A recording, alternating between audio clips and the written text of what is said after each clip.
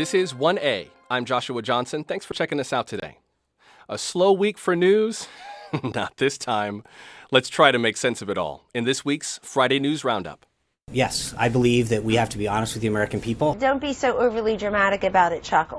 You're saying it's a falsehood, and they're giving Sean Spicer, our press secretary, gave alternative facts. I think sometimes we can disagree with the facts. You look at the dead people that are registered to vote, who vote. He believes what he believes based on the information that he's provided. I would have gone to California, where I didn't go at all. I would have gone to New York, where I didn't campaign at all. I mean, at the New York Times, we had this debate. We, in today's newspaper, we use the word lie. This is with regard to the construction of the Keystone Pipeline. Well, I think the director of the CIA has made it clear he's going to follow the law. And I believe virtually all of my members are comfortable with the state of the law on that issue now. And torture is illegal. And we agree with it not being legal. Yeah. They are here illegally. I believe in our sanctuary city status. I think there are hundreds of mayors all over this country that are saying the same thing. We think we can cut regulations by 75%, maybe more. There is a lot to talk about this week. Let's dive in with this week's guests on the Friday News Roundup. Karen Tumulty is a national political reporter for The Washington Post. Karen, welcome to 1A.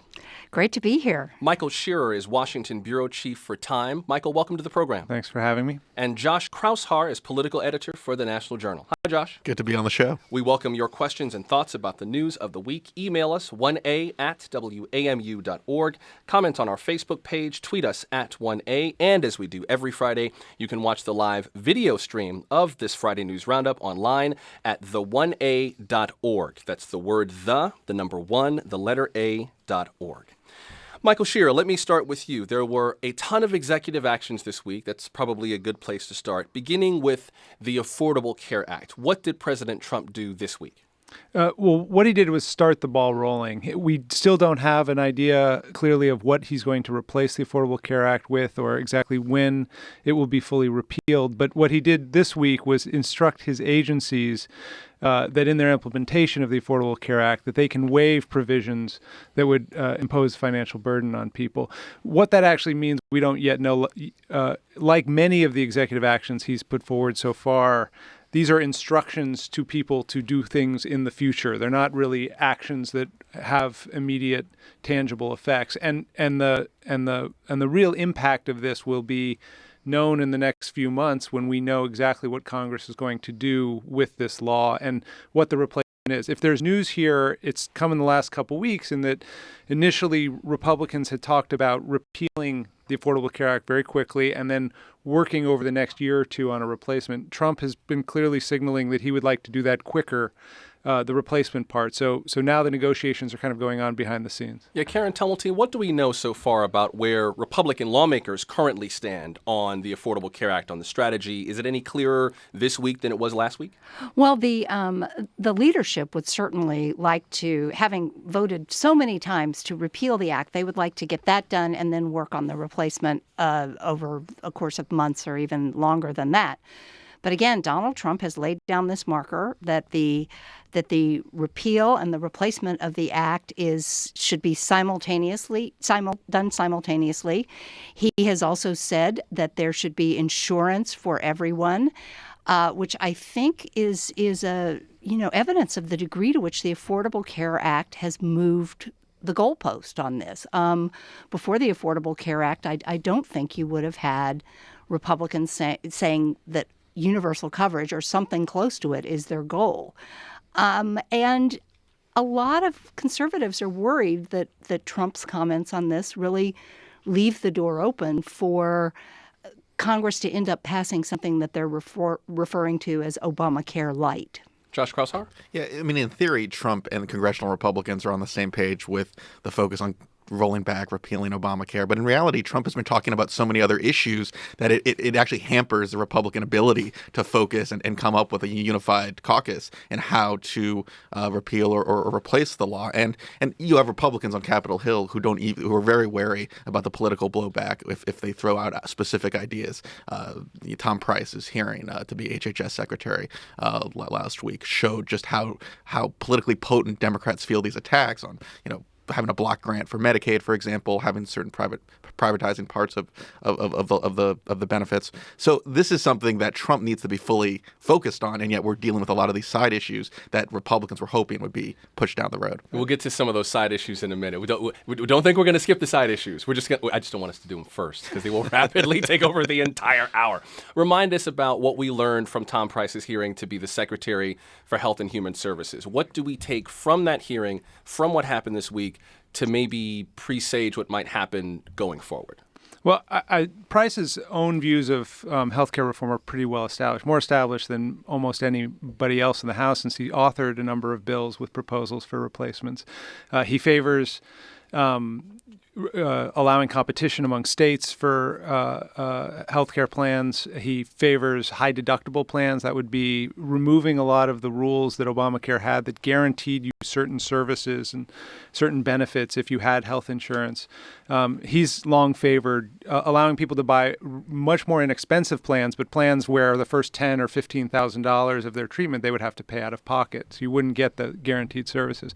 Whether any of that survives is a different question. I think what the hearing showed, like Josh said, is that Democrats feel they have the upper hand here. There's a sense among Democrats they're not going to help with the repeal, but that because of the commitments Trump has made publicly about what he's not going to get rid of, and because of the fact that if Republicans repeal Obamacare and it begins to fall apart without a replacement, the effect will be dramatically higher rates for lots of Americans, including many Trump voters. And Democrats believe they can then pin that increased cost on Trump, who has promised, along with the Republican leadership, lower prices and better care. And that's a big promise. It's also probably worth noting that Congressman Price continues to be under fire on a number of ethical questions that are being raised about the fact that while he was in the House, he invested in companies, and in some cases these were investments that were not available to the general public, invested in companies that would be affected by some of the legislation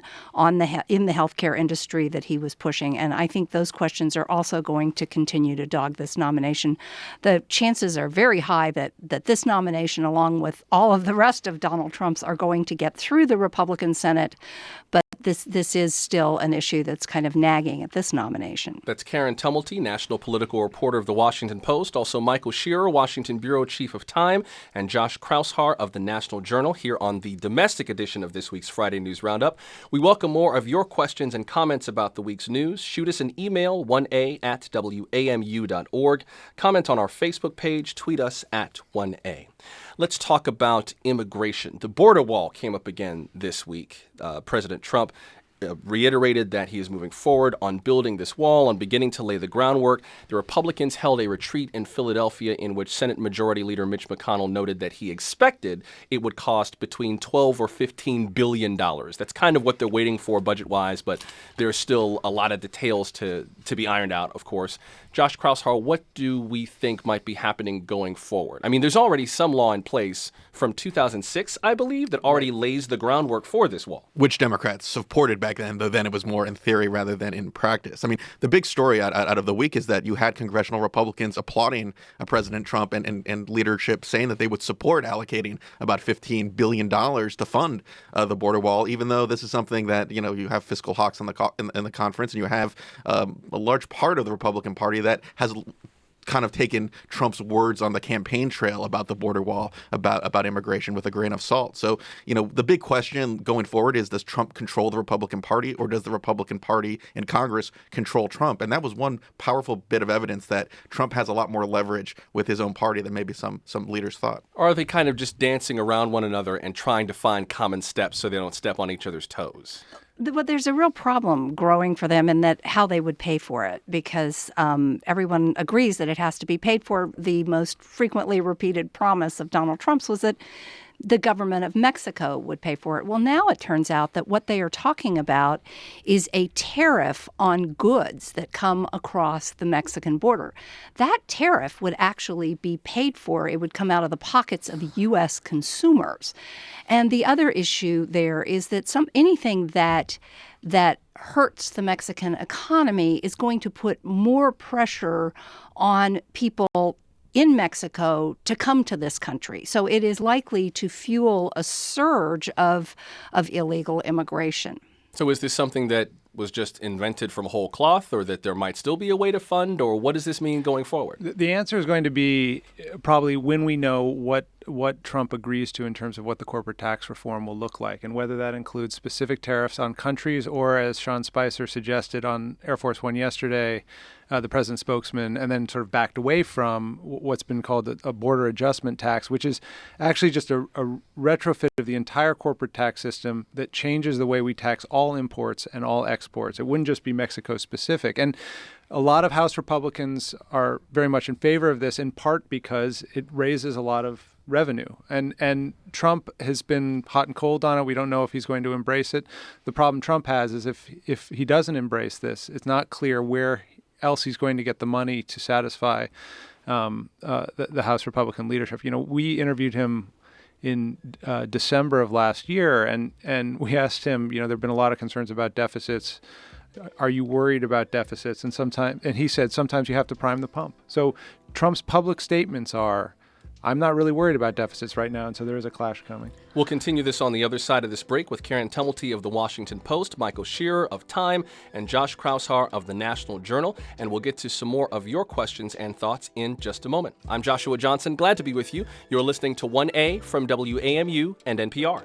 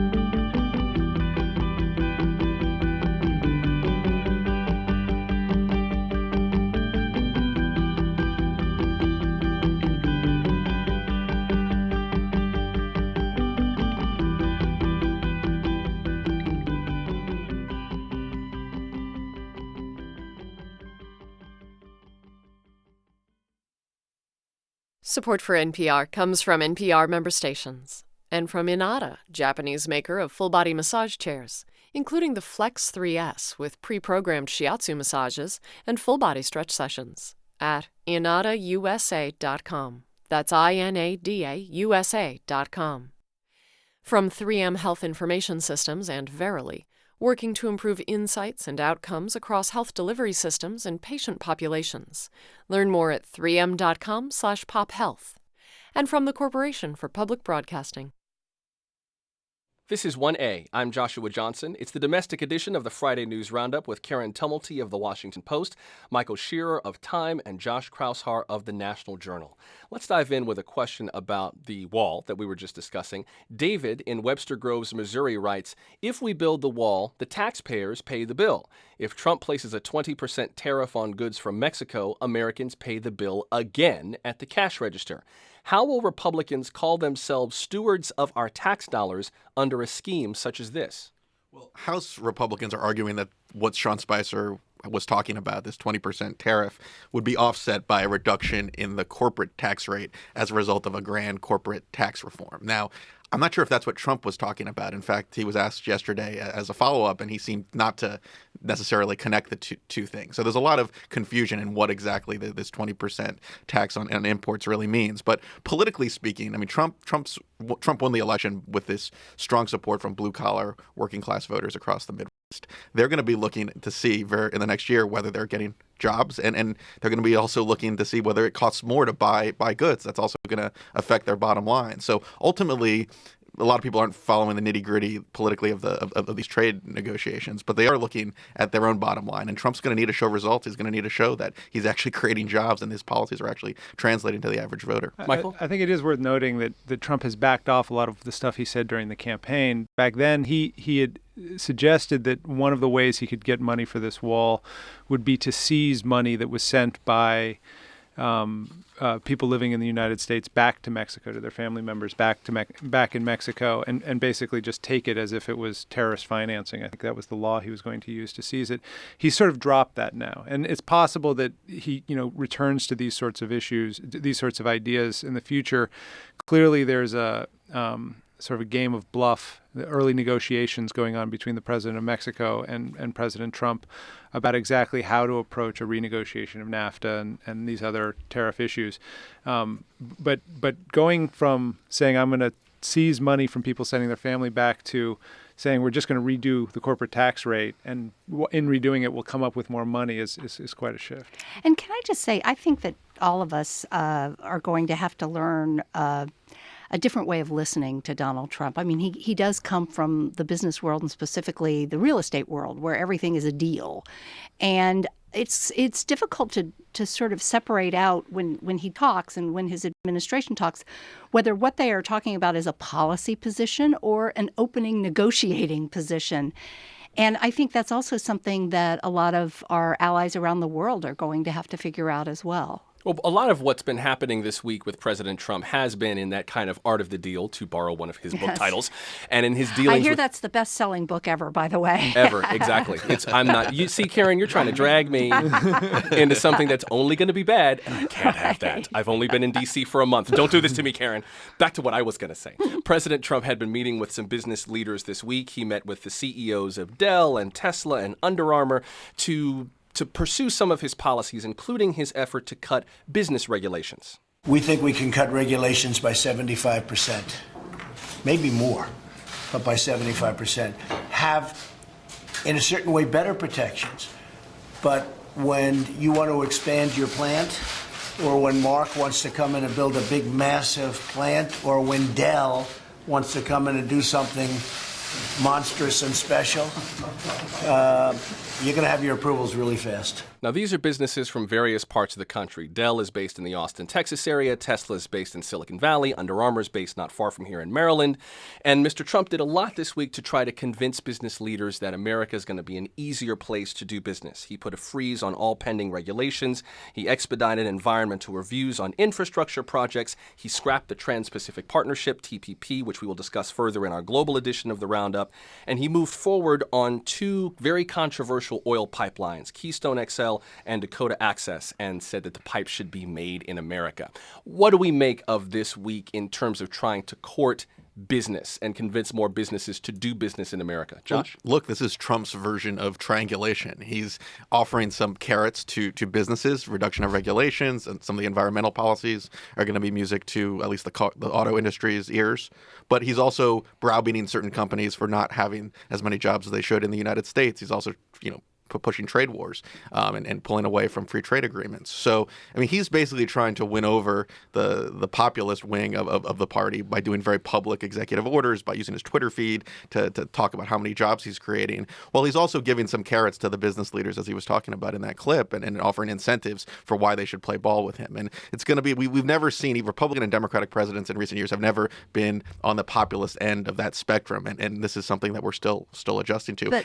But I do think that overall, businesses seeing this administration as very good news, as evidenced in part by the fact that the Dow went over 20,000 this week for the first time. Business overall is feeling very good about this administration. And then, he can say he's going to reduce regulations. I'm sure he will reduce regulations. Whether he can get a 75% number or even what the baseline for that is, we don't know. But there is a point at which some of the regulations are things people actually like. Environmental regulations that keep rivers clean, regulations that keep people from dying on the job, things like that. So there's a point at which he's going to reach a limit there. And it's also true that he was imposing new regulations. If you put a Buy America provision on pipelines, that's effectively a regulation on business. That's saying to businesses, you should not be buying your pipes from overseas. Imposing a tariff is a regulation on business. So it is. It's a trade-off between the two. But I do think he believes that he can really jumpstart job creation by working with corporations to incentivize them to build more things here, including his infrastructure plan, which we don't yet have details on. And I bet a year from now, if we look back, we'll be able to say, yes, that happened to some extent. I'm glad you mentioned the EPA. We got an email on that very thing. Melinda in Barrington, New Hampshire wrote, Trump's attack on the EPA and environmental regulations terrifies me. To say that the EPA has fulfilled its mission is short-sighted and just plain ignorant. In my state, New Hampshire, we've had 2 water contamination issues due to businesses that violated regulations. Clean water is at risk in many different parts of the country. Making more money in the short term, expanding business in the short term. What if the long-term consequences mean cancer rates go up and people don't have clean water and clean air? I'm so sad. Sad for me, my children, and my future grandchildren. Well, there's something to remember here, which is that to get rid of a regulation, you have to write a new regulation.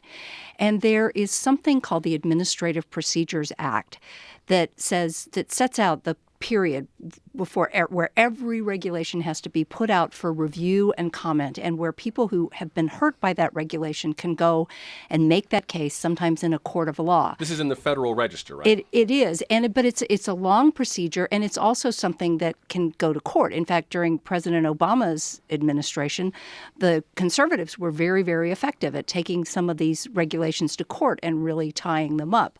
I have talked to liberals who believe that they are going to be doing the exact same thing with these regulatory rollbacks that President Trump is going to try to put through. Let me ask you about this hiring freeze. President Trump said that we need to lower the size of the federal workforce, that the federal workforce has been growing out of control and it needs to be rolled back. We got an email from a person who just described himself as the voice of a federal employee. This voice writes, I am just furious about this knee-jerk federal hiring freeze. How does that create new jobs? Why should I now have to do my own work and that of a colleague who quits? Why does he talk about taxpayers like they do not include federal employees? We are taxpayers. What power do we have? I am a professional who cannot join a union. Please help us. So this is pretty standard practice for Republican administrations, and I think the federal employee who emailed you is right in that this is kind of painted with a broad brush. It's very hard to have workplace flexibility within the civil service. It's hard to fire underperforming employees, and you see these broad brush measures as a way to kind of show that, at least for a conservative or a Republican, that they're actually, holding the federal government in check. But, we saw this with sequestration a few years ago. Like, I think there are much more micro ways to handle cutting back waste in the federal government than just having a broad brush hiring freeze. And the hiring freeze will be temporary. This isn't going to be a permanent measure for all of his administration. This is, as Sean Spicer, the spokesman, has described it, a first step to sort of take account of everything. It exempts the military, so the military continues to hire, which is an enormous employer. And I think the question that we'll have an answer to in the next few months is whether there will be real civil service reforms that the Republican Congress can get through that will allow for managers to more easily fire people they want to fire, which is not the case now, and which I think would more directly address the concerns of Trump and a number of others. There have been a number of controversies that have kind of dogged Mr. Trump from the campaign trail into his administration, partly because he keeps bringing them up. And one of them has had to do with claims of voter fraud. Mr. Trump has called for a formal government investigation into whether or not millions of votes have been cast illegally. Press Secretary Sean Spicer was asked about this in a press briefing, asked whether or not he believed his boss's claim that voter fraud this time around was widespread.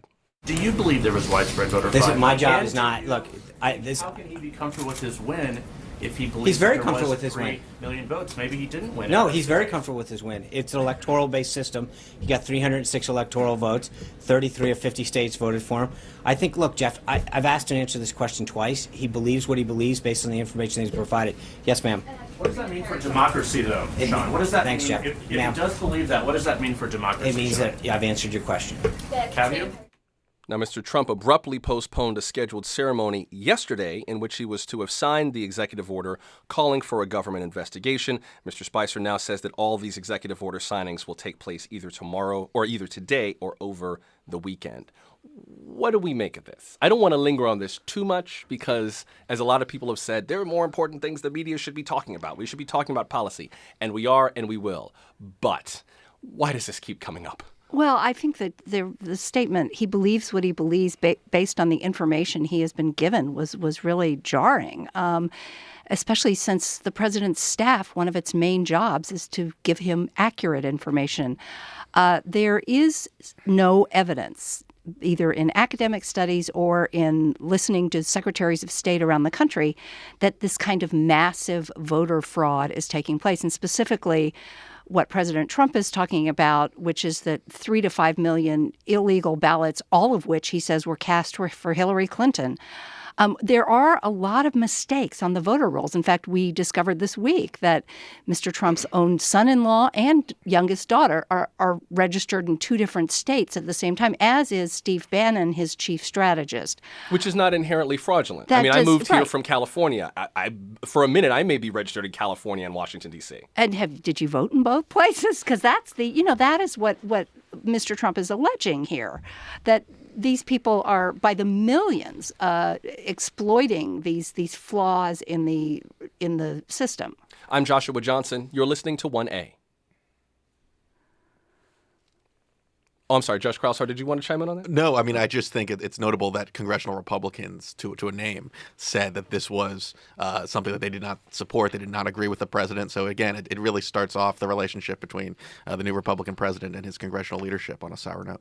Going back to the executive orders, Jewel tweeted us, is it typical for new presidents to sign this many executive orders during their first week in office? Is this typical? It is typical that there are a lot of executive actions. On the first day of President Obama's administration in 2008, there were ethics reforms. There were instructions about enhanced interrogation practices.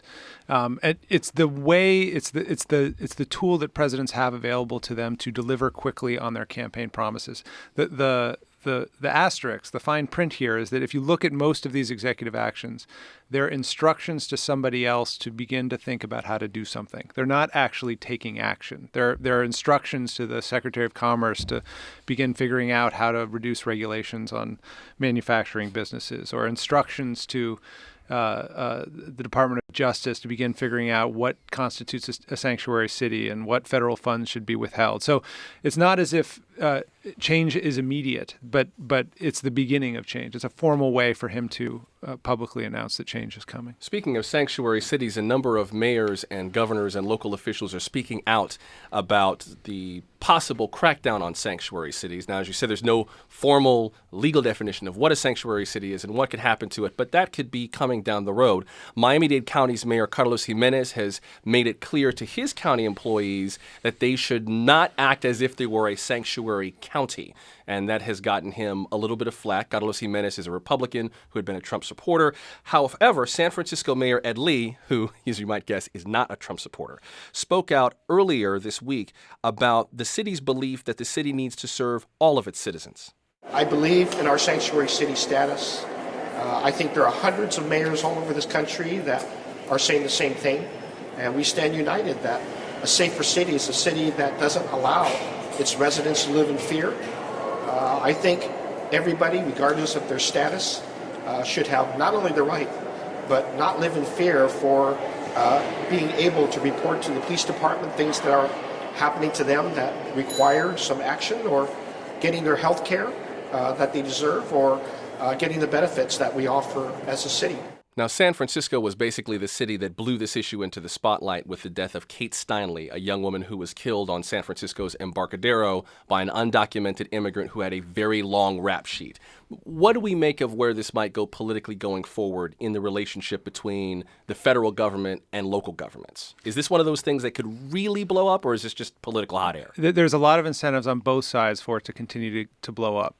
President Trump promised that he would go after cities that did this, and cities, mayors like Ed Lee, have enormous support from their voters to fight back against this. And so I think we're going to see the war of words continue in most cases. Now, whether this translates to real economic impacts of the city on the cities down the road is still unknown. The executive order that the president put forward said federal grants that did not include public safety could be withheld. We don't know what federal grants will be considered. You know, in the top 10 cities that have been called sanctuary cities, it could be as much as $2 billion in federal funding a year that we're talking about. But this is federal funding for things like education, after-school programs, or health care services for poor people. I mean, it's not funding that really targets groups that President Trump has said he wants to target. So it'll be complicated down the road. It also underscores that heavily Democratic states and cities are going to be the first line of defense or resistance in the Trump administration. And you saw Jerry Brown, the governor of California, only has a couple years left in his term, but he gave a rip-roaring State of the State address. Being typical Jerry Brown. And even going further than he had in the past, saying that California is going to be the bulwark where they block everything that the Trump administration stands for. So I think you're going to be seeing a lot of action out of California and other big Democratic states. Let's take one more break before we continue the last part of the U.S. edition of the Friday News Roundup with Josh Kraushar, who you just heard from the National Journal, Karen Tumulty of the Washington Post, and Michael Shear of Time Magazine. There's still a little more time to get in your questions and thoughts on the week's news. 1a@wamu.org, tweet us at 1a, or comment on our Facebook page. Stay close.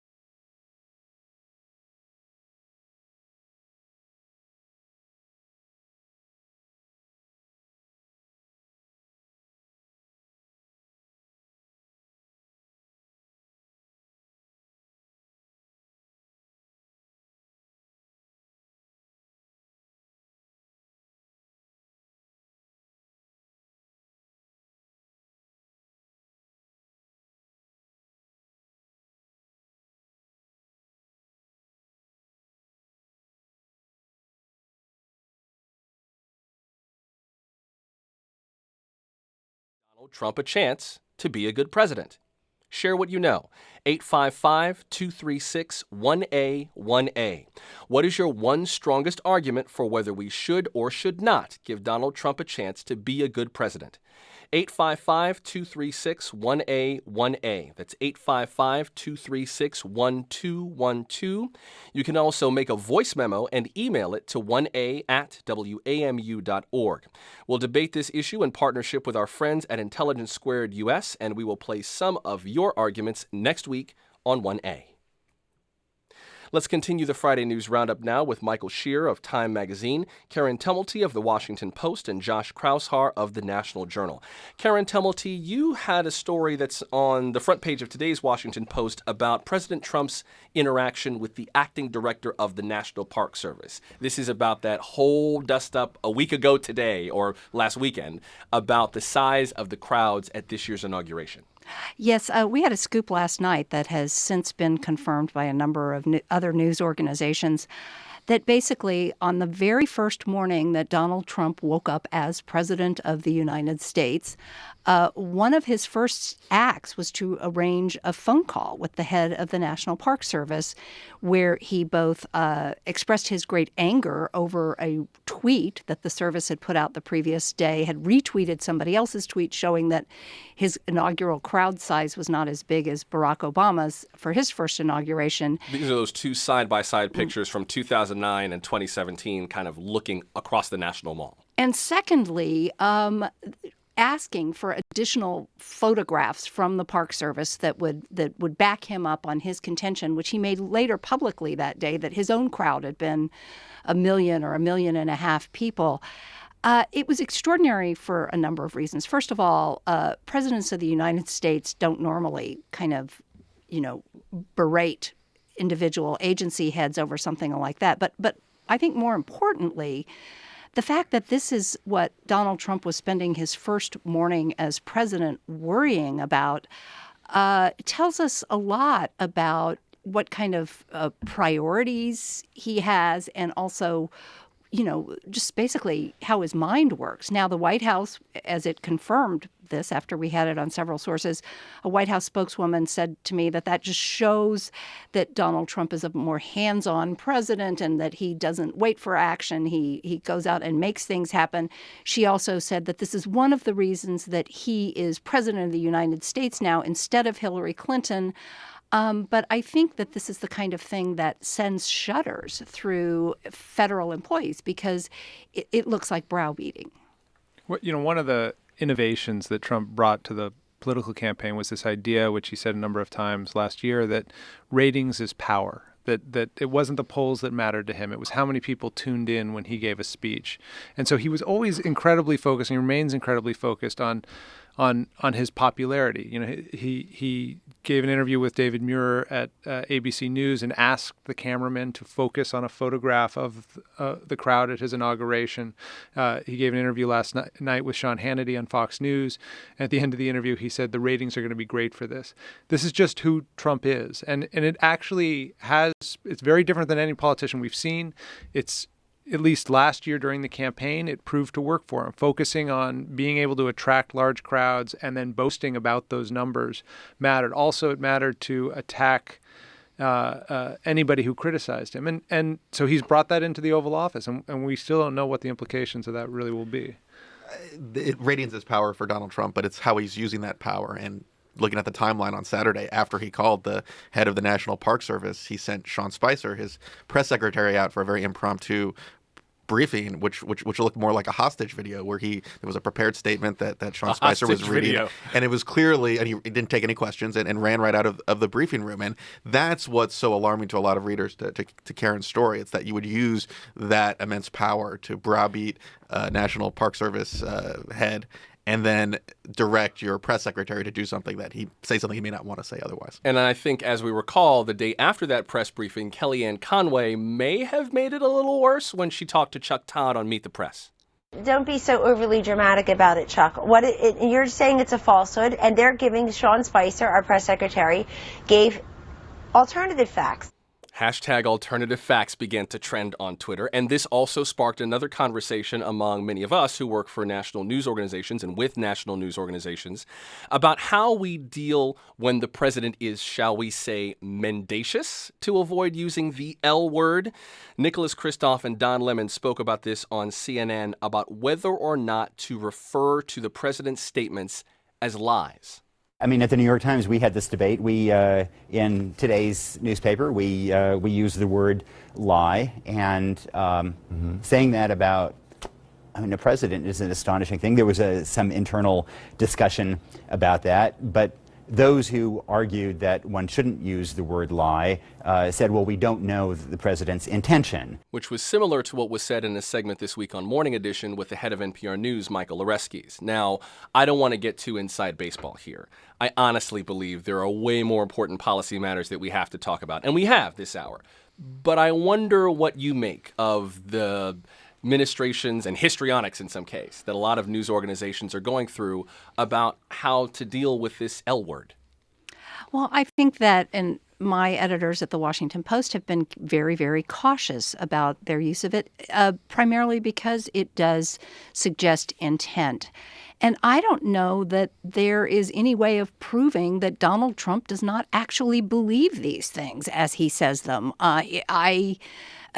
Again, his episode with the Park Service director, he was asking for pictures that would show numbers of the type that he was talking about. I just don't think we can answer the question of what he actually believes. But if we know that something is said that is demonstrably untrue, I think to a lot of people who don't work in newsrooms, it seems pretty simple to just say, well, clearly he lied. I mean, obviously, he must have known. He must have known. He must have known that it wasn't true. Just call it what it is. Sometimes it's more powerful when you let the facts speak for themselves instead of, trying to garner or decide what his intent was. Just have the facts side by side and litigate it through normal reporting. And I think that's actually more powerful when readers who are predisposed towards liking Trump see the word lie. It almost makes them disbelieve the actual reporting within a story. So I think, in these very polarized times that we live in, just kind of keeping it to the reporting rather than trying to guess whether he meant it or not, I think is healthier for the journalism process. I do say, too, that I get this sense from liberals that I hear from in our coverage who get frustrated. It's like, why didn't the press walk out of the briefing room? There seems to be this great desire for some kind of almost street theater here, when in fact, the important thing for the media to do is, as Josh said, we stay there, we do our jobs, and we keep reporting the facts. And maybe it's the difference between referring to a lie and referring to someone as a liar, which is such a hard value judgment as opposed to saying, he said this today, but he said that yesterday. And also, it would be in some ways even a harsher indictment to say he's delusional. Nobody knows.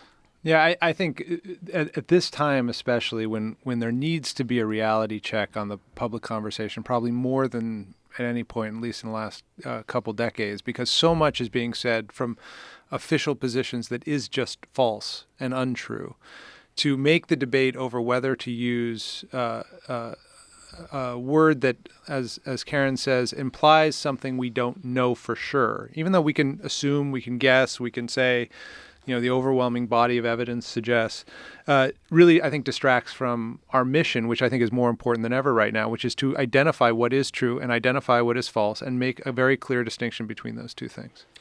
We got a tweet from a listener regarding something moving on from that L word. We got a tweet from a listener regarding something else that the president said this week. Let me find the tweet. C.D. Windeberg tweeted, "Does the panel think that Trump will send federal troops to Chicago?" This was in regards to something that the president said and claimed in his interview with ABC News, and also in a response to a tweet that he sent out on Tuesday that read, quote, "If Chicago doesn't fix the horrible carnage going on, 228 shootings in 2017 with 42 killings, up 24% from 2016, I will send in the feds." And then there was another section of the interview with ABC News that was part of the transcript, but it wasn't on the air, in which he claimed that while Barack Obama was giving his farewell speech at McCormick place, there were 2 fatal shootings in Chicago. That is untrue. Chicago police records show that that did not happen. What do we make of that statement about Chicago and the feds and what that might mean, if anything? I think it's also fulfilling a campaign promise. He ran on the idea that crime, especially in cities, was growing enormously, even though the statistics there are very mixed. He said yesterday in Philadelphia that murders have been rising there when they had not been rising there. But he has also said that he wants to basically have closer to a zero tolerance policy on this sort of violence in his cities when he's president, because he says he feels responsibility for that. Mayor Rahm Emanuel the mayor of Chicago said after those comments that he welcomes increased federal involvement, that there's a lot of ways in which the federal government could give more help to Chicago police. But we're not talking about troops. But he's not talking about troops. Now, whether it leads to that, I wouldn't want to speculate now. But I think again, there's a political element to this. Trump's identity is as a law and order, restore peace candidate, both internationally and domestically. And I think this is a way of him carrying that out. I'm Joshua Johnson. You're listening to 1A. Let's touch on a few more topics before we run out of time this hour. The March for Life takes place today. Vice President Mike Pence is going to be speaking there. This is an annual event that has basically taken place since the Roe v. Wade decision came out some 40-some-odd years ago. What do we make of the vice president taking part in this event? The highest profile or the highest ranking government official ever to take part in the March for Life, I believe. It's extraordinary. Even during Ronald Reagan's presidency, there was a very conscious decision on the part of the Reagan White House not to do that. President Reagan addressed the marchers basically by speaker. This, I think, is going to make a lot of people among evangelicals, among social conservatives, very, very happy with this president. The pro-life community has been making enormous gains over the last decade on the state and local level, passing laws to sort of test court limitations on how much you can restrict abortion. I think if you talk to leaders of the pro-life community now, they have never been as optimistic as they are now that they will really, on the federal level, begin to get what they've been calling for a long time. You had the restoration of the Mexico City policy, which is basically a rule that says people who receive federal funds can't discuss abortion overseas with patients or clients. You have Congress moving forward with an effort to defund Planned Parenthood, which has been a long-time priority of conservatives. And you have next week, we expect the nomination of a judge to the Supreme Court, and President Trump has been very clear that abortion will be one of the criteria, the approach to abortion will be one of the criteria he uses to make that pick. Let me get to a few more audience comments. Sue in Michigan emailed regarding this government gag order. Can the panel please comment on the restrictions on communications and contracts imposed on the EPA and other government agencies by President Trump? This is very worrisome to me and an action that is not acceptable in a democracy. So some of this takes place in the transition from one administration to another. And without seeing the details of some of the actual orders, like the State Department, there were some senior officials there who moved on. It sounds like they were fired, but that all happens when you change administration. So there's a lot of sloppiness, and there was a lot of anxiety during the transition period that the Trump folks weren't as prepared as they could have been during this period. But I think there's also a great degree of overreaction that as a new administration comes into power, they want to install their own people and they want to install their own rules for government service. Well, I don't know about y'all, but I could use a break this weekend.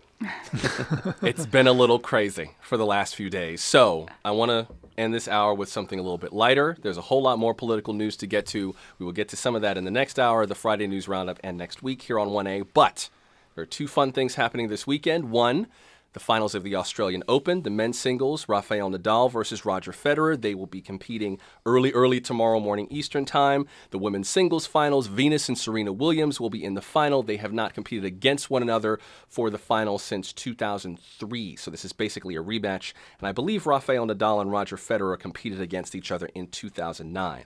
Also, the Screen Actors Guild Awards are this weekend. The Oscar nominations came out this week. A lot of the movies we expected to be nominated were Arrival, Fences, La La Land, Moonlight, Hidden Figures, Manchester by the Sea, and nominated for Best Outstanding Cast for the SAG Awards, Captain Fantastic, Fences, Hidden Figures, Manchester by the Sea, and Moonlight. In our last few seconds on the air, any movies you're looking for to take away some hardware this weekend? Anything you saw that stood out?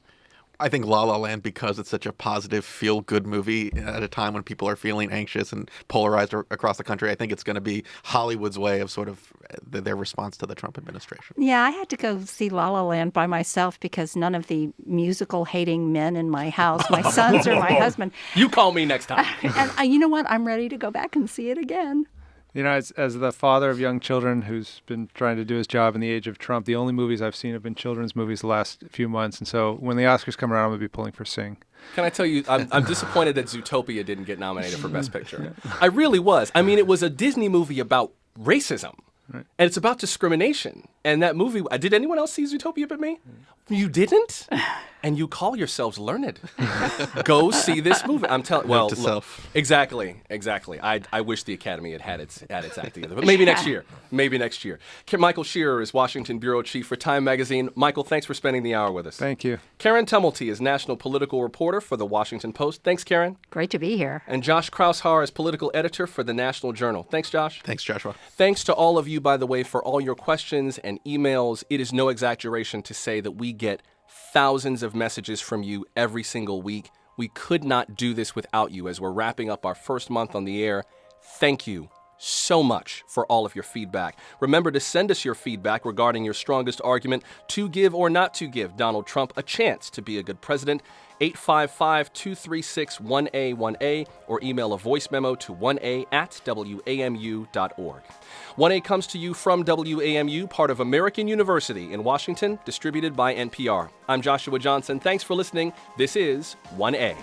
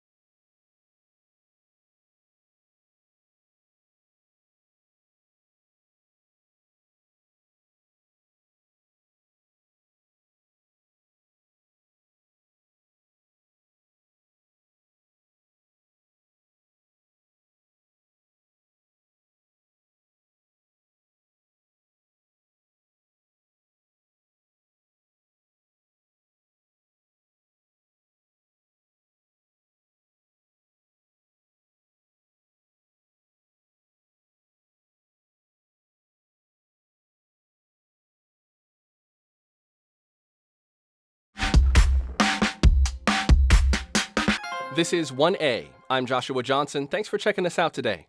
For the next hour, a look at some of the news that's been happening around the world. It's Friday, time for the global edition of the Friday News Roundup. Joining us here in studio to talk about the news of this week are Jillian Tett, managing editor for the Financial Times. Jillian joins us from New York. Jillian, welcome to the program. Great to be on air. Here with me in studio is Kim Katas, foreign correspondent for the BBC. Kim, welcome to 1A. Thanks for having me. And David Sanger is national security correspondent for the New York Times. David, welcome. Thanks. Great to be with you, Joshua. We welcome your questions and thoughts about the news of the week from around the world. Please do email us. Some of you already have, which is great, and we will get to the topics that you've emailed us. Thanks very much. 1a@wamu.org. Comment on our Facebook page or tweet us at 1a. Let's begin with immigration. Perhaps the biggest international story out of the U.S. this week has been President Donald Trump's continued plans to build a wall between the border of the U.S. and Mexico. And this week, Mexican President Enrique Peña Nieto responded by canceling the trip he had planned to take to the White House. David Sanger, what did you make of his decision to cancel the trip? You know, this was a remarkable moment in which I think many people who have watched the U.S.-Mexican relationship ask the question, why start it like this?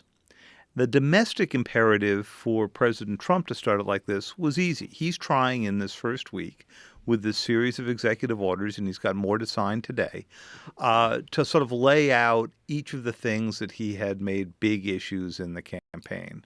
So he's got some on immigration, he's got some on the wall, he's got some on interrogation techniques, he's got some on keeping Guantanamo Bay open. But the wall was the one where he really wanted to go start. And I think that the Mexican president came to the right conclusion that domestically for him, it would be suicidal to show up at a meeting where he was expected to announce that he was going to go pay for this wall. So then the White House turns around and says, well, if he won't come, we'll make him pay another way, which is through tariffs on their goods. And then once they began to get a little pushback on what that would mean for American consumers, they said, just one of many ideas. Let's hear how Mexican President Enrique Peña Nieto put it this week. He made a statement about the United States' decision to build this wall. Lamento y repruebo la decisión de Estados Unidos de continuar la construcción de un muro que desde hace años, lejos de unirnos, nos divide. México no pagará ningún muro. Translation, I regret and disapprove of the decision of the United States to continue with the construction of this wall, which for years has, far from uniting us, has divided us. Mexico will not pay for this wall. Jillian Tett, what do you make of this current diplomatic standoff? Well, you've got a very dramatic showdown, which, if you're being optimistic, you say that essentially President Trump is using this for dramatic effect to stake out his position ahead of future negotiations and to basically play the strongman and send a message to anybody else who's trying to deal with President Trump. And that message has certainly been heard in Europe. The problem is that it's very hard to believe or understand where the posturing ends and where the real substance begins. And if you go back to some of Donald Trump's own writings on how to negotiate, the points he makes is that, yes, you have to play strong, but there's no point in humiliating your opponent because that will make it harder to negotiate. And guess what? That's what he's just done with Mexico. And you have to make sure that each side walks away with something that they feel they've gotten out of the deal. And right now, it's very hard to see how this aggressive bully boy posturing is actually going to help him do that. Kim Katas, what do you make of all this? Well, it's astounding to see that within just 6 days of President Trump assuming the presidency, there is already a foreign policy crisis. And what struck me most about it is that President Trump wanted to show very quickly, very clearly, that his campaign promises were not just promises and that he would put them into effect. And build the wall was the one promise that he got most echo back from when he was on the campaign trail. You know, the chants of build that wall resonated in all of his rallies. But what strikes me about the approach of this administration so far, and we are only a week in, is that there isn't much thought, or it doesn't look as though there is much thought put through as to how one action triggers a reaction and how the domino effect then impacts other parts of the world, other reactions. For example, with this call for a 20% import tariff on goods from Mexico.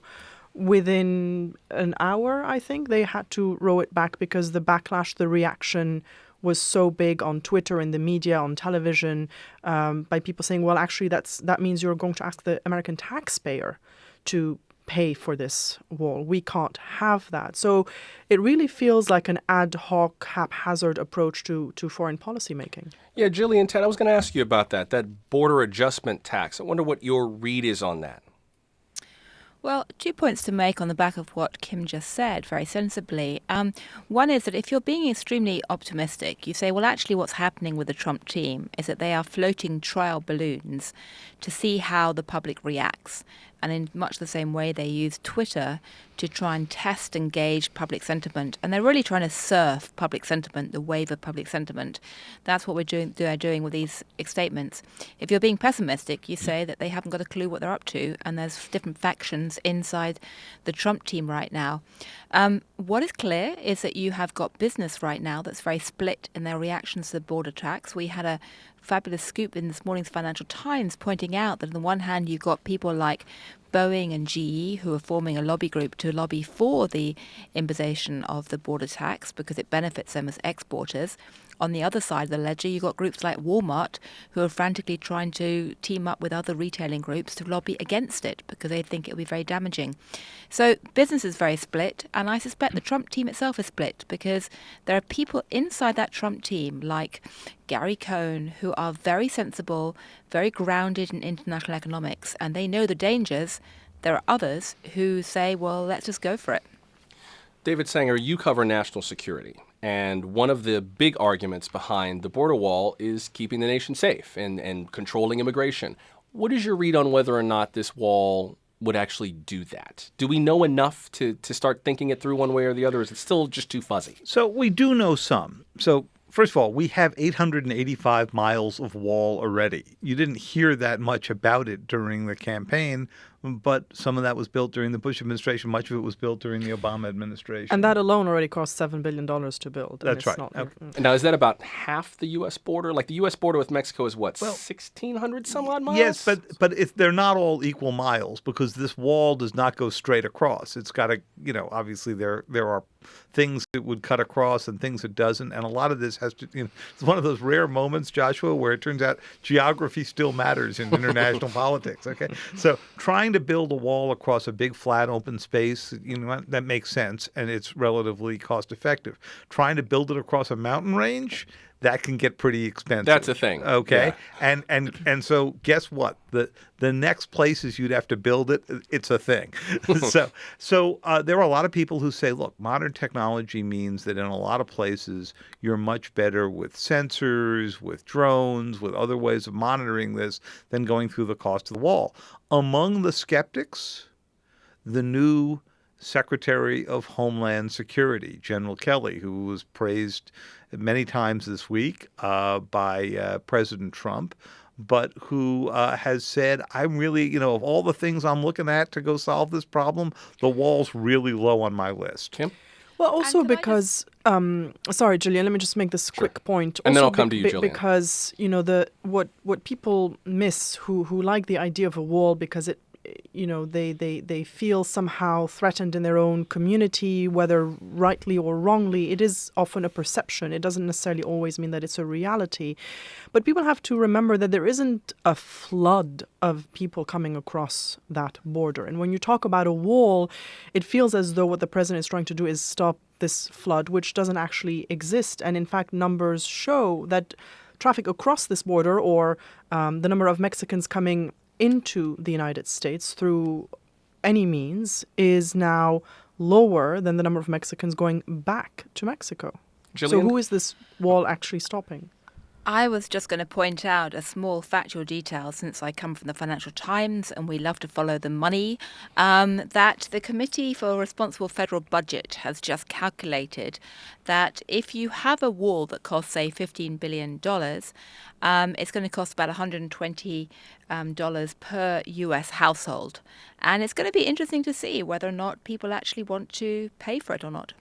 One quick email before we go to break. Jan emailed us, what happens if Mexico pulls out of NAFTA, as I heard Vicente Fox suggest? Vicente Fox is the former president of Mexico. Jillian, could you touch on that briefly before we go to break? Well, if Mexico pulls out of NAFTA, it will damage the Mexican economy considerably. I mean, one of the things being lost in all this is that Mexico actually is in a pretty weak position economically right now. I mean, this is coming at terrible timing for Mexico. But it's essentially going to mean that the renegotiation of NAFTA or the complete scrapping will have to happen pretty quickly. The big country that no one's talking about right now, which stands to have a lot of interest in this, is Canada. I mean, what is Canada going to do? And that's going to be a big, big question. You know what? Let's talk about that on the other side of the break. We got to pause for just a minute, but that will be good to continue with as we keep going with the Friday News Roundup.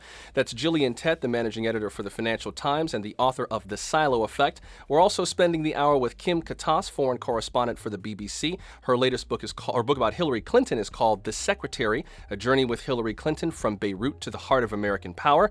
And David Sanger, national security correspondent for the New York Times and the author of Confront and Conceal, Obama's Secret Wars and Surprising Use of American Power. We'll continue the conversation on the other side of this break. Do send us your questions and thoughts, 1a@wamu.org, or tweet us at 1a. I'm Joshua Johnson, glad to be with you. You're listening to 1A from WAMU and NPR.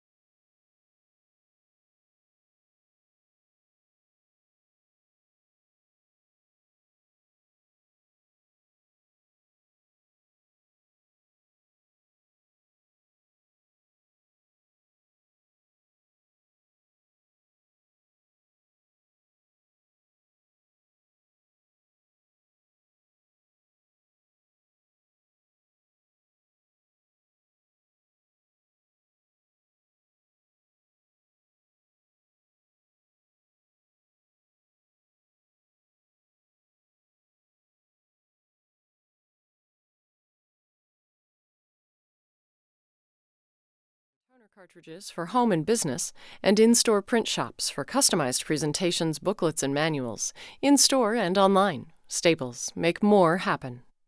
From CarMax, offering more than 40,000 used cars and trucks online and in-store, with over 150 locations from coast to coast.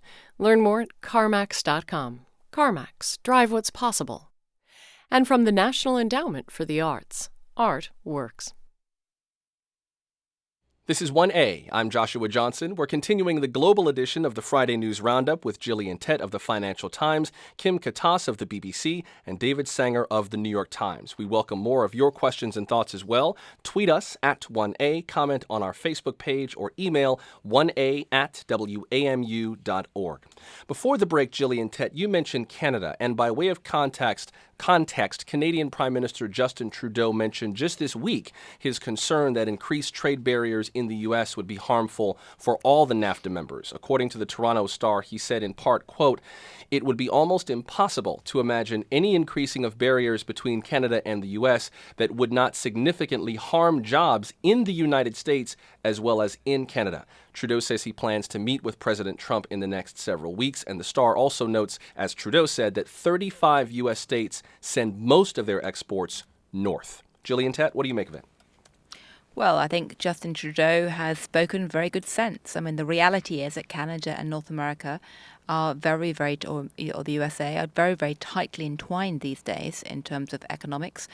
You know, if you're being very cynical in some ways, the arrival of Trump might actually benefit Canada because we're hearing tech companies and tech startups in Silicon Valley say, well, if we have a clampdown on immigration, why not put a startup not in Seattle, but just north of the border over in Vancouver, because you can get all the Indian and Chinese whiz kids you want without worrying about the immigration issues.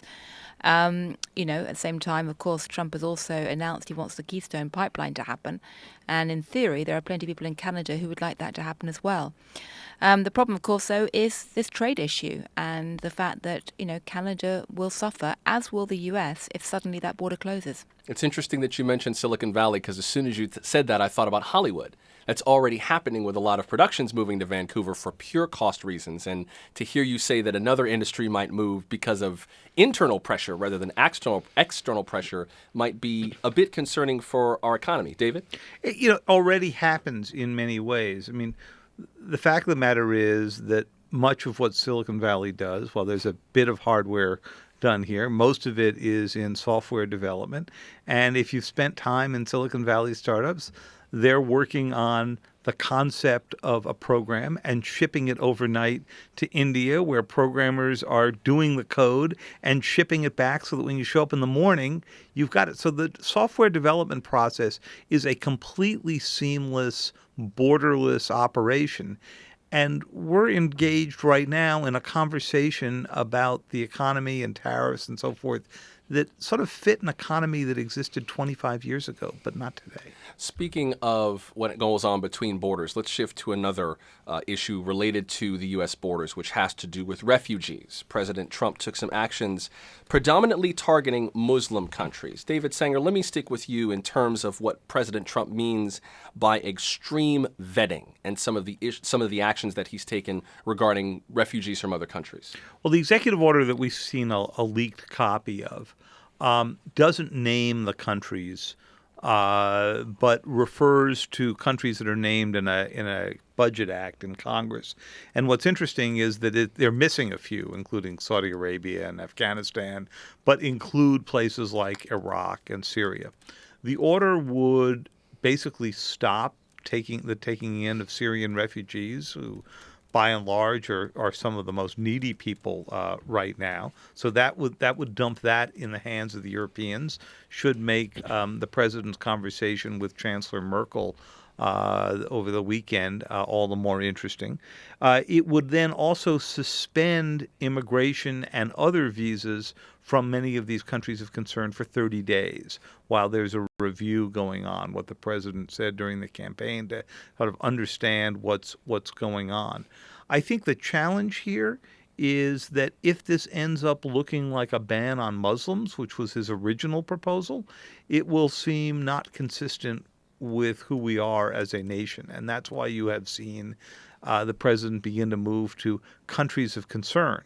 If it's countries of concern, you then ask the question, well, there are a lot of people who come into the United States from Germany, from Belgium, from Britain, from Saudi Arabia, where many of the 9/11 hijackers came from. Why are they not countries on the list? Kim Katas, what do you make of that? Well, first of all, the executive order hasn't been signed yet, right? As David mentioned, we're looking at a leaked text draft. And I think that is also part of this administration's trial balloons. Same thing with the tariffs on Mexico. But as David pointed out, some of the countries that would be singled out, the names are, for example, Libya, Iraq, Iran, Sudan, Syria, Somalia, Yemen. Those are some of the countries that we think are going to be on that list. First of all, again, it's important to point out that it's not that easy to get a visa to the US from any of these countries already. So it's not like there are thousands of people from these countries coming into the US. Second, as David also pointed out, if it's about countries that are of concern, Saudi Arabia, Pakistan, Afghanistan are also of concern. But mostly the reaction that I've seen coming out of the Arab world is great. So, and I'm quoting people reacting in the Arab world, you bomb us and then you lock us up in our country. So when you're in Syria, when you're in Iraq, you invade or you bomb. In Libya, you conduct a war against Libya as well, and then you don't allow us to leave the misery that we end up living with. So there are a lot of hard feelings that will be created by this action, and we've seen reactions in the U.S. as well, including by former Secretary of State Madeleine Albright saying, if you're going to start singling out Muslims, I'm ready to register as a Muslim. One thing I forgot to ask you, David, before we move on too far. What exactly does the president mean by extreme vetting? What would be the difference between how we vet people now? Kim mentioned that it's not particularly easy to get a visa to come into the United States already from some of these countries, but what more is the president saying that would need to be done, or has he said? He hasn't said. If you're coming in as a refugee, I think the average here, and Kim, correct me if I've got this wrong, is about 2 years on the process. Now, partly that's because the system's overloaded. So if you're going to do extreme vetting, you would have to staff up to be able to go do that. If you don't staff up, what you're essentially doing is extending that 2-year period even longer, which some people believe is the real intent here. Let's get to a few questions from our audience. Seth393 tweeted us about NAFTA. Could other countries come in with trade deals to Mexico to offset NAFTA? Gillian Tett, what do you think? Well, potentially the hope is that they can cut a lot of bilateral trade deals and widen the net. The reality is that cutting trade deals of any sort takes a very long time. I mean, I was in Davos last week with Azevedo, who is the head of the WTO, and Malmström, who is the European Trade Commissioner. And they were basically agreeing that, the actual bureaucratic logistics of trying to cut trade deals takes, at best years. So the idea that, you can just switch off trade one day with NAFTA and move to other people is crazy. And the other key point to make is that there are a lot of supply chains knitting the global economy together today, which have been built up over years. Again, you can't just reroute supply chains overnight, as any business will tell you. Sam emailed us, if the U.S. squeezes Mexico, what are the chances, and David, maybe this is a good question for you because it seems like a national security question. If the U.S. squeezes Mexico, what are the chances that Mexico may offer China a chance to set up listening posts or even naval bases on its Atlantic and Pacific coasts in return for substantial investment of Chinese money in its economy? Well, I think that would be difficult less because of NAFTA than because of the nature of the military cooperation and alliance with the United States, and would be seen as a pretty unfriendly act. But certainly we have seen other countries begin to work their way out of close alliances. I mean, the sort of great comparison here is Turkey, a NATO member, right, that has increasingly cooperated with the Russians, and which we're concerned is moving more and more toward a Russian orbit. So yes, there is the possibility that the Mexicans say, if you want to mix trade and security, which usually we don't do, two can play that game. We also, since you mentioned Turkey, Dean emailed us, will Trump back away from supporting the Kurds in Syria, and will he deport the cleric in the U.S., Fethullah Gulen? Both of which Turkey says are required for our relationship to improve. Where does your panel think the increasingly anti-American Turkish relationship is heading?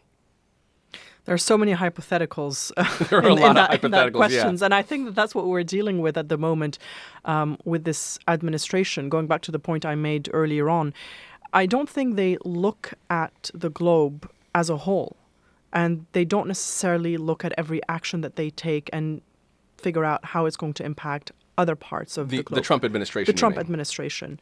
When you talk about Turkey, that was indeed one of the demands that the Turks had. The Obama administration did not accede to it. I don't know whether this administration will, but all of that is also embroiled in how will the Trump administration approach the whole Syria conundrum. Will Donald Trump actually go for safe zones, something that the Turks and the Russians are very concerned about. Is there leverage there then with the Fethullah Gulen issue or not? But the issue, and he just repeated it, Donald Trump, that he would go for safe zones in Syria, is a big foreign policy question that needs to be addressed and looked at very carefully if he wants to go ahead with it. And you're talking about safe zones in Syria that would theoretically prevent the refugees from emigrating. That would be safer places there that would prevent them from emigrating farther? Well, he hasn't given many details so far in the interviews that he's given, but the idea, as far as we can tell, that he is putting forward is safe zones inside Syria and in bordering areas where refugees could go to, so that indeed they wouldn't then go further out to Europe and potentially to the US. But it raises a lot of questions, and it's something that Hillary Clinton, Donald Trump's opponent in the primaries, in the election, also had to face. How do you secure these safe zones? Are you actually going to go to war with Russia to protect these refugees? Gillian? I just wanted to jump in and make a point, which is I've spoken to a number of the Trumpian team, if you like, in recent weeks. And although what they're saying on the foreign policy front can seem very scattergun, shocking, ill thought out and uncoordinated, and frankly it often is, there is a unifying theme, which is the Trumpian team believe very strongly, the instinct they have is that, there's been a certain world order for 71 years, and they use this word 71 years a lot, which basically was set up after World War II, where the US became, if you like, the anchor of global peace, and in their views helped Europe to rehabilitate itself, helped other countries. They look at institutions like the IMF and the other Bretton Woods institutions and things like NATO and all these other treaties as part of that America as the big brother. And they essentially are big brother in the sense of helping other people, not in terms of the Orwellian concept. And they essentially think that America and the world has outgrown that way of organizing global affairs, a bit like a child outgrows its shoes.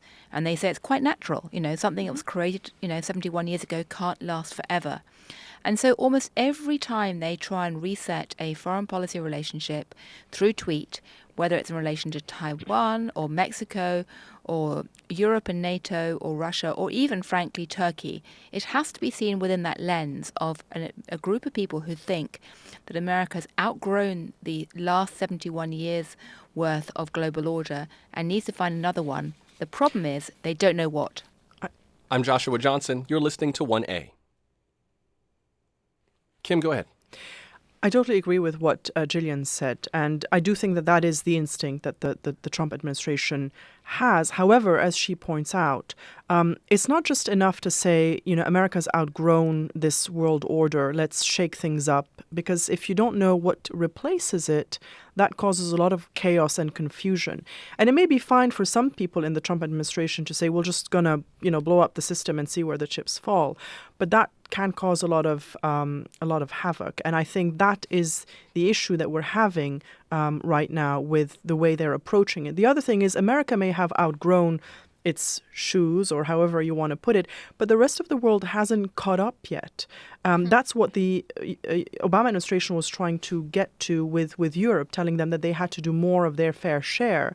Perhaps if the Europeans feel the urgency, they'll get there, but the rest of the world isn't quite ready yet to catch up to this, 71-year-old order that is coming apart.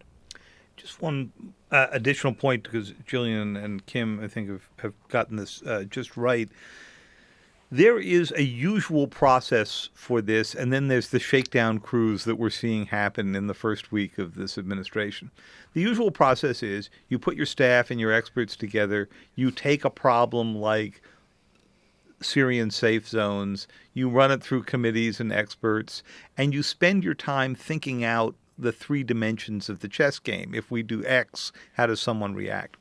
We've got the reverse process going on now, where you have policy declared by tweet, and then they have one of two choices: either to then assemble the group that will go implement it, or to talk the president back down a little bit because somebody says, Mr. President, that's a really good impulse, it's a fabulous idea, But before we do it, we want to think about the Let's two think or this three. through. Yeah, right. Well, and on top of that, the State Department is in a little bit of personnel upheaval where you have all the senior leaders who are basically gone. Well, a lot of them are gone, and that happens frequently at the end of an administration, but they haven't been replaced by anybody yet. Right. So all of this process is being driven by a very small number of people without the reviews. Now, maybe a year from now, Joshua, we'll be sitting around this table, and there will be something of a restoration of the normal process. My own experience when we did the interviews with President Trump as a candidate in March and July of last year was that frequently you would raise a subject matter with him and he would come out with his view, and then you'd start talking to him about the implications and he would begin to step back a little bit. Now, we don't know how that's playing out in real time in the Oval Office. Speaking of the State Department, we got a message on Facebook from someone who I believe works in the State Department. The message says, for many of us in the State Department, Trump is close to crossing a red line with his proposed immigration policies. You could see further resignations and departures of diplomats and civil servants. Oh, and that hiring freeze also affects diplomatic security, which protects Rex Tillerson and our embassies overseas. Rex Tillerson, the nominee for Secretary of State. So it sounds like, before we hit a break, it sounds like there could be a lot of ripple effects of this behind-the-scenes personnel shakeup.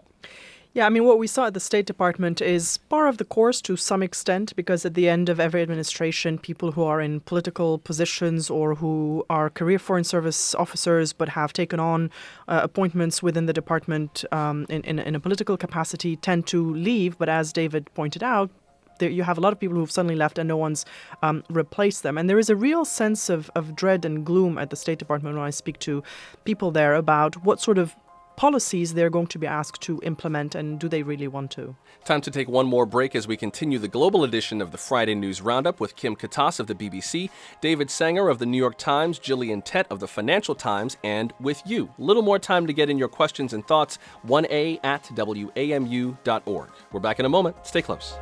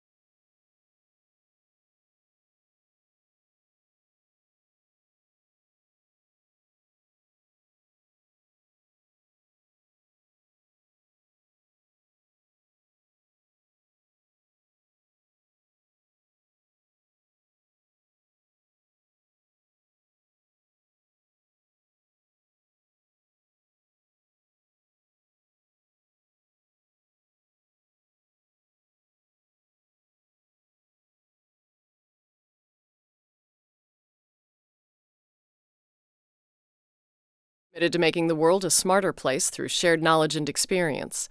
Tales of home, car, and other insurance coverage can be found at farmers.com.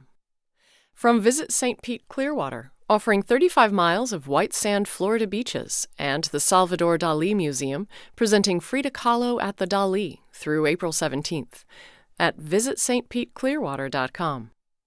And from Americans for the Arts at americansforthearts.org. Before we continue our conversation, here's something that some of you are already helping us with for one of our shows next week. Donald Trump's opponents have a long list of reasons why they say they are worried about his presidency. His supporters say, give him a chance. Now that he's off the campaign trail and in the Oval Office, let's just see how he handles the job. Should we give Donald Trump a chance? What is your one strongest argument for whether or not we should? Share what you know. 855-236-1A1A. What is your one strongest argument for whether or not we should give Donald Trump a chance to be a good president? 855-236-1A1A. That's 855-236-1212. You can also make a voice memo and email it to us at 1A@WAMU.org. We'll debate this in partnership with our friends at Intelligence Squared US, and we will share some of your stories next week on 1A. Let's continue the global edition of the Friday News Roundup with Gillian Tett of the Financial Times, David Sanger of the New York Times, and Kim Katas of the BBC. Let's talk about British Prime Minister Theresa May. She is in the United States now for a visit with President Trump, the first foreign leader that he will meet with in his new administration. She discussed it recently in an interview on the BBC. What I think is important is that when I sit down with Donald Trump, I'm going to be able to talk about how we can build on that special relationship. He's already said to me that he wants to see a very strong relationship between the UK and the US going into the future. There are issues that we will work together on in the future, the importance of NATO, for example, as I've said, defeating terrorism. These are issues where we share the challenges, we see the threats, and we have worked together in the past and will in the future. I'd love to hear from each of you about what you make of the relationship, what she called the special relationship between the U.S. and the U.K., where it stands and where it could be going. She talked about it some during the Republican retreat yesterday in Philadelphia. She was a speaker there. Gillian Tett, I wonder if we could start with you, what you take away from that and what you're expecting. Well, every single British Prime Minister, pretty much since Winston Churchill, has liked to talk about the so-called special relationship. So it's no surprise that Prime Minister May has done that. But what's very interesting is it's become clear this is not going to be a special relationship like Tony Blair, who tried to orchestrate, if you like, an interventionist pact between the US and UK to go around solving the world's problems. And it's not necessarily even going to be a special relationship like that between Maggie Thatcher and Ronald Reagan, although that's often invoked. What the two of them are trying to do is essentially team up to promote the idea of political disruption being okay. Even though, in a sense, they're disrupting the world, in a sense that means that their trading relationship may not necessarily be as strong. Who knows? So it's a very odd situation, but they're certainly seizing on similar rhetoric and trying to stand together in a sense because they both need to. Kim Katas? I was really intrigued by Theresa May's statement about the potential relationship with Donald Trump and how their temperaments were very different. And she said, haven't you noticed opposite attracts? I thought that was very interesting. I do think that she's in a delicate position because her rush to the U.S. to meet with Donald Trump within a week of his inauguration, for whatever reasons she has not gone down very well with other European countries who fear that she's sort of dropping the EU anchor that the UK has, as it is still not even beginning to negotiate Brexit, the UK's exit out of the EU. And I've heard from European diplomats that they're not too keen on that sort of all those signals that she's sending to Donald Trump to, as Gillian just said, disrupt the system. And there's fear that if she gets too close to Donald Trump, that this could create a backlash on continental Europe, where they're worried about a wave of populism there as they expect elections in France and in Germany. And if she is seen as getting too close to Donald Trump too quickly before she even begins those negotiations, that's going to cause ripples on the continent. And there was a rally last weekend, I believe, where a number of those populist leaders got together and basically invoked Donald Trump's win as proof that the world is shifting more in their direction. Absolutely. Marine Le Pen, Geert Wilders in the Netherlands, Marine Le Pen in France, of course, all wanting to benefit from this wave of populism. And it's very hard to predict how leaders in France who are not populist, or how Angela Merkel in Germany are going to react to Donald Trump domestically when they're faced with these kinds of challenges to their power. David, what did you take away from Theresa May's statements and maybe what we expect from their meeting? Well, first of all, I agree that this is trickier for Prime Minister May in many ways than it is for Donald Trump.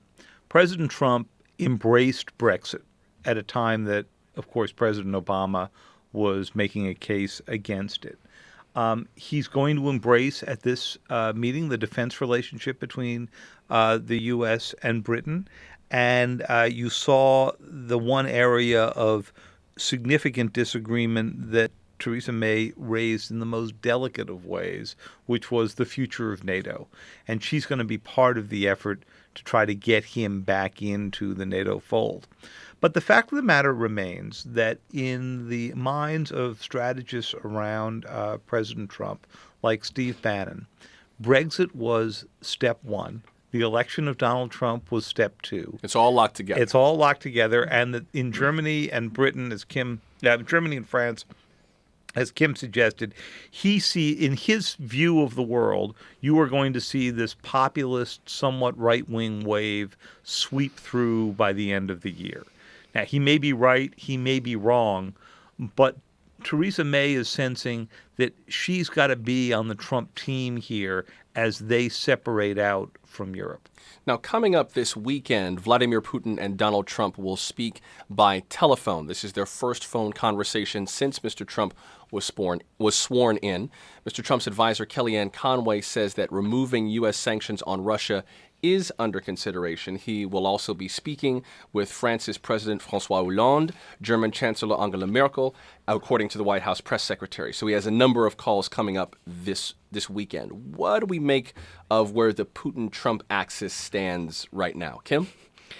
Well, I think that if they do discuss the lifting of sanctions on Russia post-Ukraine, I think that as well is not going to go down very well in Europe. I'm not sure how Angela Merkel will react to that. But all of that is, again, put in the context of, if you want to put it like that, blowing up the world system as we know it, and who are America's allies, who are America's friends. Does the United States cooperate more closely with Russia, and how long can that actually last? At what point does Vladimir Putin do something that upsets Donald Trump? And then, of course, we haven't spoken about China.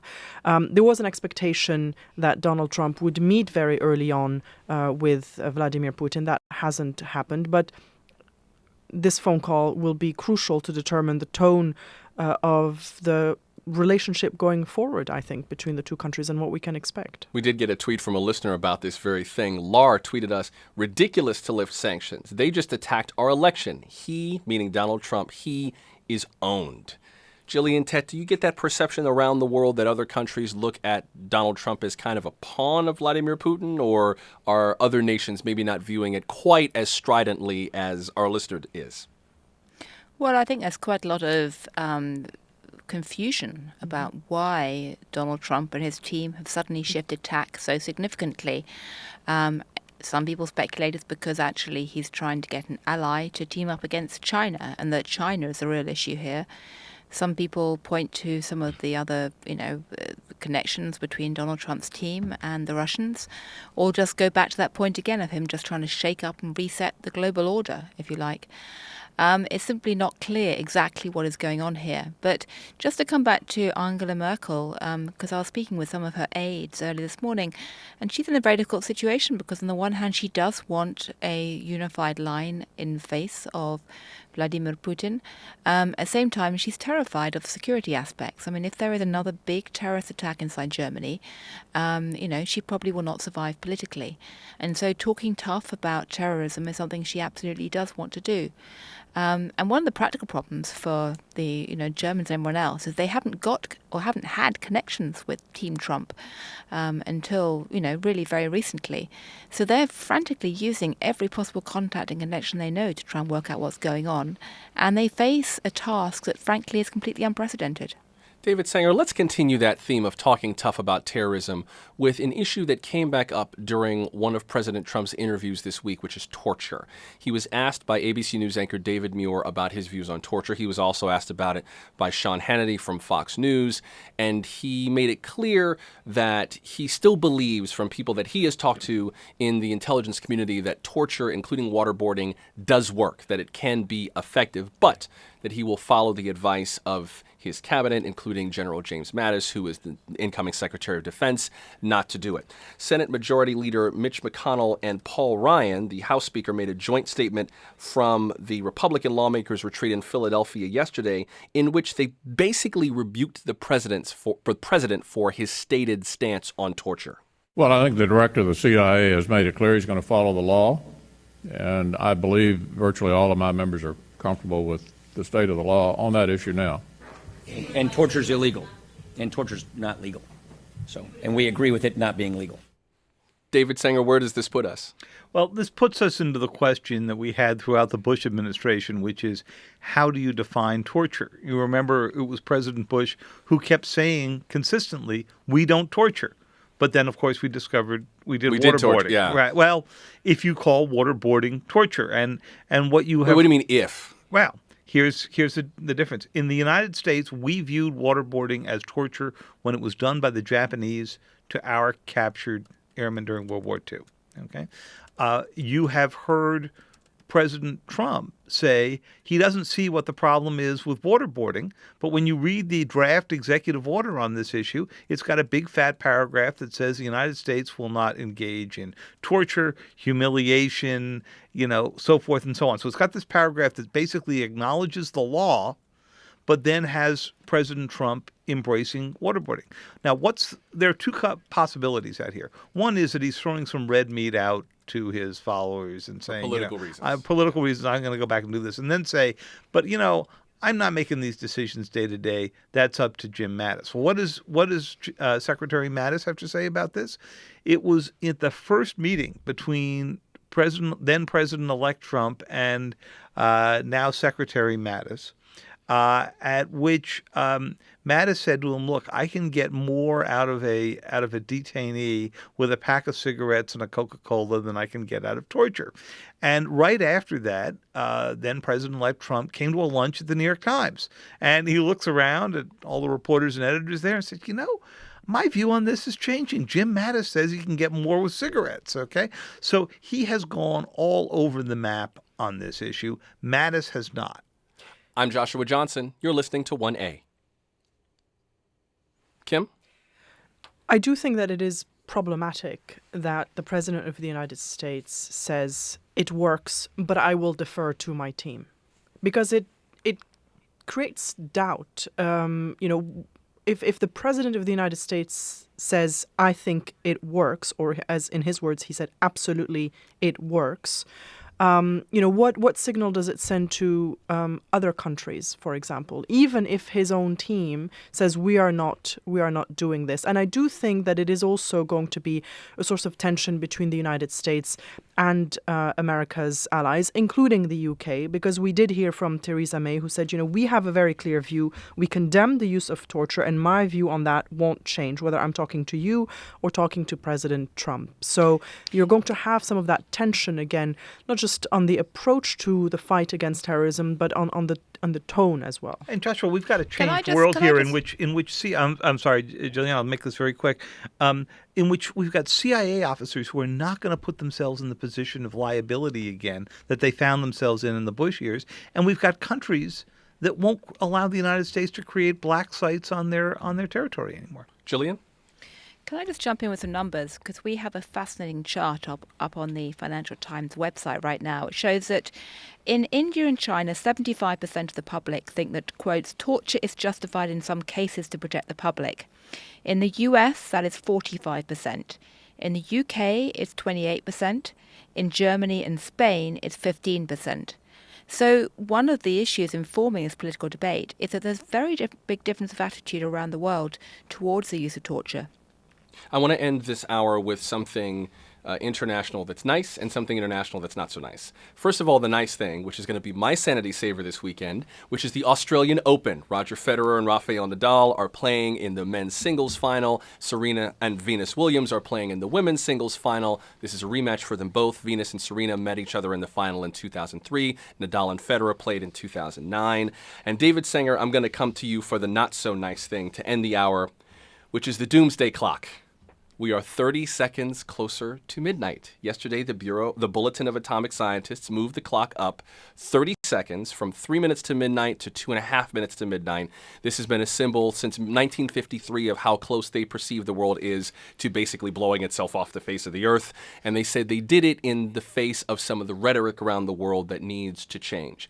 David Sanger, please, before we end this hour, give me a little bit of hope. Yeah, well, please give me a little hope. Thanks, Joshua, for giving me the not so nice one. Because you can do it. You can handle it. I can handle it. Okay. So the thing to know about the Doomsday Clock, the wonderfully named Doomsday Clock, is that where they set the clock has more to do with rhetoric in many ways than it does with reality. And here they have been out front in saying that what Donald Trump has been saying about I'm okay if arms races start up again and so forth, is what prompted them to move the clock.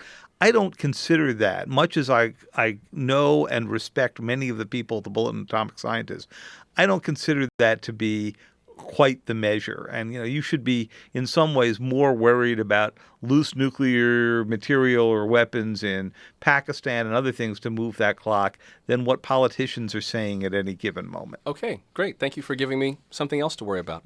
That is David Sanger, national security correspondent for the New York. You got to laugh about it sometimes. National security correspondent for the New York Times. Thank you, David, for spending the hour with us. Thanks so much for having me. Jillian Tett is managing editor for the Financial Times. Thank you, Jillian. Thank you. And Kim Katas, foreign correspondent for the BBC. Thank you, Kim. Thanks for having me. Do remember to send us your strongest argument to give or not to give Donald Trump a chance to be a good president. Leave us a voicemail, 855-236-1A1A. Email a voice memo to 1A@WAMU.org. 1A comes to you from WAMU, part of American University in Washington, distributed by NPR. Until we meet again, I'm Joshua Johnson. Have a great weekend. This is 1A.